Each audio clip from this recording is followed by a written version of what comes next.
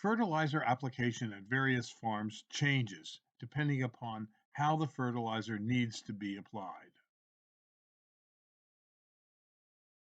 This is Mike at Highland Hill Farm, and he's using a fertilizer applicator called the Fertilizers that we bought. And Mike, tell him about your fertilizer applicator. Well, it works out really, really well.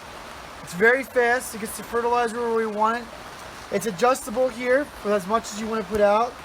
And I really like it well right now, since it's in October, end of October to going into November, and it's overwintering, I just put just a little bit on of these newly potted American pillar arborvitaes that we bought.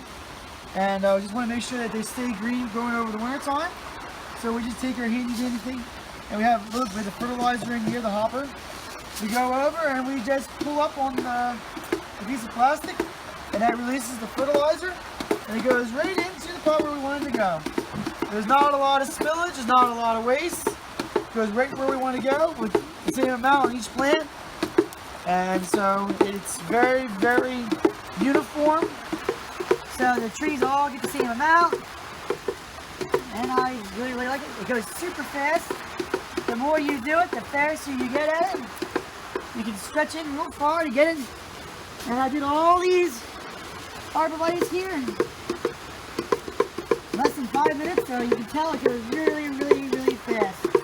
And I like that because time is money. And it also helps prevent a lot of waste because very little gets spilled.